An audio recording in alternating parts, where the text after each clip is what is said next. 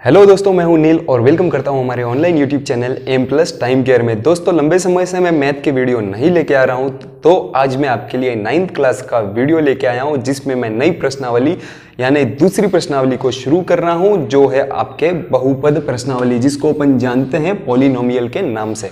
जैसा कि दोस्तों नाम से ही स्पष्ट है, बहुपद यानी कहीं ना कहीं अपने दिमाग में ये चीज आ रही है कि बहु का मतलब होता है अनेक से, तो अनेक पदों वाला कुछ इस तरीके से अपने माइंड में कोई पिक्चर बन रही है।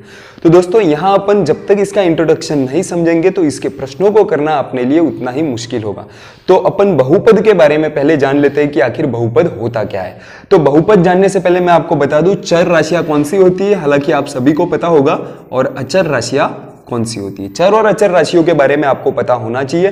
तो सबसे पहले चर राशियों की अगर बात करूं तो x, y, z इस तरीके से हम इसको अल्फाबेटिकल फॉर्म में प्रेजेंट करते हैं, किसको, चरों को। वही अचर राशियों की बात करूं तो जैसे 2, 3, 4 ये सारी क्या हो गई, ये अचर राशियां हो गई। ठीक है दोस्तों, कोई भी अंक होंगे यहाँ पे, ये अचर राशियां होंगी। अब दोस्तों मैं बात कर रहा हूं अचर राशियों के बाद कि बहुपद, तो पहले पद क्या होते हैं इस संबंध में। तो मैं लिख रहा हूं यहां एक रेखिक बहुपद लिख रहा हूं, देखना ध्यान से, x square plus 2x plus 1। एक ये, अब यहां देखना, जो चर राशि है उसके ऊपर अधिकतम जितनी घात लगी हुई है वह समीकरण या वह बहुपद उतने घातीय बहुपद होगा। इसमें सबसे बड़ी चर राशि कौन सी है, x है, तो x की घात क्या है, अधिकतम 2। यहां कोई घात नहीं है तो यहां x की घात कितनी है, 1। तो यहां x के ऊपर अधिकतम घात कितनी है, यहां x के ऊपर अधिकतम घात है 2। तो ये हो जाएगा आपके द्विघाती बहुपद। क्या हो गया ये, द्विघाती बहुपद। लेकिन ये पूछा जाए कि दिए हुए बहुपद में पदों की संख्या कितनी है, तो यहां पर आप 1, 2 और 3 पदों की संख्या कितनी हो जाएगी, यहां पर पदों की संख्या हो गई है आपके 3। ठीक है, वही एक नेक्स्ट एग्जांपल लेके समझा रहा हूं मैं, ध्यान से देखिएगा। मैं लिख रहा हूं x प्लस 2, या मैं लिख रहा हूं 3x प्लस 2। यहां आप ध्यान से देखिएगा, यहां मैं क्या लिख रहा हूं कि 3x प्लस 2, तो यहां x के ऊपर कोई घात नहीं है, तो यहां कितनी है, 1। ये चीज आपको हमेशा याद रखनी है कि अगर किसी चर या अचर राशि पे कोई घात नहीं लगी हुई है तो उसके ऊपर घात हमेशा 1 होगी। कई बार हम एग्जाम में 0 लिख के आ जाते हैं, किसी के ऊपर घात नहीं है तो 0 नहीं होता है। अगर किसी के ऊपर कोई घात नहीं लगी हुई है तो इसका मतलब उसके ऊपर घात 1 लगी हुई है, 1, लेकिन हम उसको बार बार लिखते नहीं है। ठीक है, तो यहां पर मैं कहूं ये कितने घातीय समीकरण है, तो ये जिसके इसके ऊपर क्या है, चर राशि कौन सी है, x के ऊपर घात कितनी है, 1। जब चर राशि पर अधिकतम घात 1 हो तो ऐसे समीकरणों को हम रेखिक समीकरण कहते हैं। क्या कहते हैं दोस्तों, रेखिक बहुपद। क्या हो गया ये, रेखिक बहुपद। अब दोस्तों ध्यान देने वाली बात यह है, ये तो हो गया रेखिक बहुपद, लेकिन यहां पर पदों की संख्या कितनी है, तो पदों की संख्या हो जाएगी 1, 2। पदों की संख्या कितनी हो गई है, यहां पर 2। नेक्स्ट चीज है, एक और ले रहा हूं मैं, फिर से ले रहा हूं द्विघात समीकरण ले रहा हूं, फिर से ये द्विघात। अब द्विघात समीकरण का निर्माण कर रहा हूं, मतलब मेरे माइंड में एक पिक्चर सेट होनी चाहिए कि चर राशि पर अधिकतम घात कितनी होनी चाहिए, 2, तो मेरा द्विघात समीकरण बन जाएगा। अब जैसे मैं लिख रहा हूं 3y square plus 1, okay, 3y square plus 1 में आप ध्यान से देखेंगे तो यहां चर राशि कौन सी है, y, और इसके ऊपर अधिकतम घात कौन सी लगी हुई है, 2। तो ये कौन सा हो जाएगा, आपके द्विघात बहुपद। कौन सा हो जाएगा, द्विघात बहुपद। वहीं मैं त्रिघात बहुपद लेता हूं, त्रिघात बहुपद का उदाहरण ले रहा हूं यहां पे, तो क्या हो जाएगा, यहां पे जो भी चर राशि होगी उसके ऊपर अधिकतम घात कौन सी होनी चाहिए, 3, तो वो क्या हो जाएगा, आपके त्रिघात बहुपद। जैसे मैं लिख रहा हूं 3x cube plus 2x square plus x plus 3। तो अब यहां दोस्तों एक चीज और नोटिस करेंगे कि मैं अधिकतम किसी भी बहुपद में कितने पद लिख सकता हूं उसके बारे में मैं जानकारी दे रहा हूं। अभी फिलहाल देखिए यहां पर चर राशि कौन सी है, x, और x के ऊपर अधिकतम घात कौन सी है? अधिकतम घात है 3, तो ये कौन सा हो गया है? आपके त्रिघात बहुपद।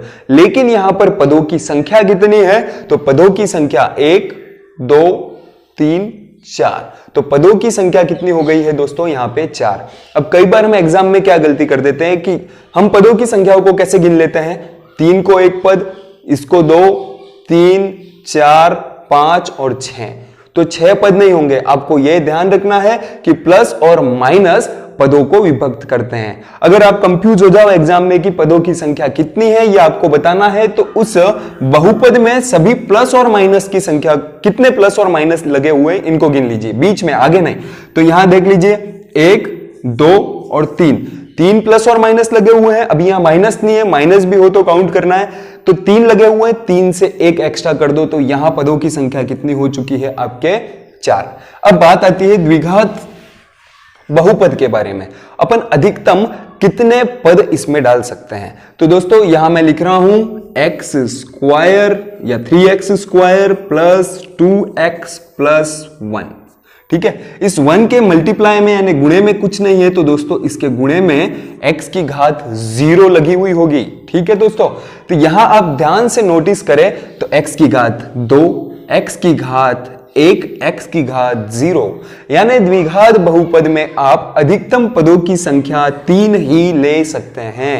ये मोस्ट इंपॉर्टेंट बात है, ये आपको ध्यान रखनी है दोस्तों। यहां पे आप नोटिस करें तो क्योंकि x के ऊपर अधिकतम घात 2 है, इस वजह से ये द्विघात बहुपद है।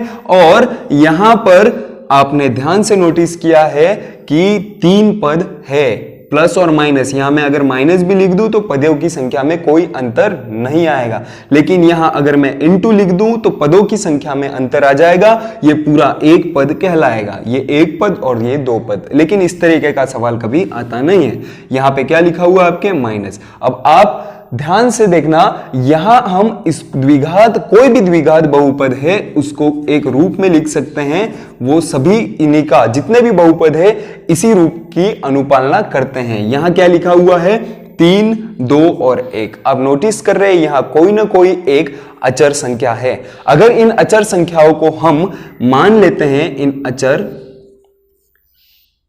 संख्या को मान लेते हैं a b और c, जहां पर a बराबर 0 नहीं होना चाहिए, तो हम द्विघात बहुपद को किस रूप में लिख सकते हैं? तो हम द्विघात बहुपद को 3 को अगर a मानूं तो ax स्क्वायर प्लस 2 को अगर b मानूं तो 2x, ऊपर घात 1 लिखने की आवश्यकता नहीं है, और प्लस अगर c को मैं अगर 1 मानूं तो ये मैं लिख दे रहा हूं, 1 को यदि c मानूं तो ये c बराबर आपके ये हो चुका है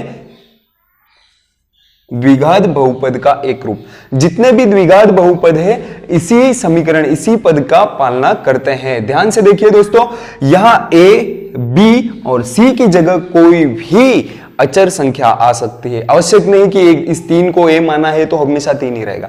इस a की जगह 4 5 6 कुछ भी हो सकता है, b की जगह भी कोई भी संख्या आपके आ सकती है, c की जगह भी कोई भी संख्या आ सकती है। लेकिन अगर आपको पूछा जाए क्वेश्चन में कि 3x स्क्वायर प्लस 4 में 4 के ऊपर कितनी घात लगी हुई है, तो दोस्तों आपको यहां ध्यान रखना है 4 के मल्टीप्लाई में कुछ नहीं है, तो x की घात 0 है, तो x के ऊपर घात कितनी है? 0। तो आपको ध्यान रखना है 4 के ऊपर घात लगी हुई है 0। ठीक है दोस्तों, यह चीज भी आपको ध्यान रखनी है। अब बात करते हैं हम त्रिघात बहुपद की, त्रिघात बहुपद की। सबसे पहले तो हम इसमें बात करते हैं कि इसमें अधिकतम पदों की संख्या कितनी होगी। तो अधिकतम पदों की संख्या कितनी होगी, तो हम सबसे पहले एक इसका त्रिघात बहुपद का उदाहरण ही ले लेते हैं। 3x क्यूब, त्रिघात यानी चर राशि के ऊपर अधिकतम घात 3 plus 2x square minus x plus 2, ये हमने ले लिया है त्रिघात बहुपद का एक उदाहरण। अब इससे ज्यादा ध्यान से देखना, अगर इसको कोई रूप देना चाहे तो इसको क्या रूप दे सकते हैं अपन? ax की घात 3 प्लस b x की घात 2 प्लस सी एक्स की घात 1, या एक्स की घात नहीं लिखो तो भी चलेगा, और यहां पे हो जाएगा डी। ये तो हो गया इसका रूप, लेकिन इसकी ज्यादा जरूरत आपको कभी पड़ती नहीं है। अगर रूप की बात की जाए तो सबसे ज्यादा द्विघात बहुपद के प्रश्न आपके 9th क्लास में मोस्ट इंपॉर्टेंट प्रश्नों में आते हैं, और उसी के ऊपर आपको प्रश्न पूछे जाने की सबसे ज्यादा संभावना है। तो द्विघात समीकरण को आपको याद रखना है, उसका जो इस तरीके का बहुपद बनता है, उसके ऊपर जो अनुपालना करने वाला बहुपद बनता है, उस बहुपद को आपको याद रखना है। ठीक है दोस्तों, तो ये हो गया। इसके बारे में अगर बात करें तो इसमें पदों की अधिकतम संख्या 4 होगी त्रिघात बहुपद में। मैंने एक और आइडिया बताई थी, इसमें प्लस और माइनस को गिन लो और फिर क्या करो आप, उसमें आप एक अधिक कर लो तो उतने उसमें पदों की संख्या होगी। तो 1 2 3, प्लस और माइनस की संख्या 3 है तो बहुपद में पदों की संख्या हो जाएगी 4। अगर ये गलती से आगे की ओर माइनस लगा हुआ होता है तो इसको आपको काउंट नहीं करना है। जैसे एक एग्जांपल के तौर पे बता दूं, बहुपद इस प्रकार का भी आ सकता है 2x² माइनस 3x। ये इस तरीके का भी बहुपद आपके सामने आ सकता है।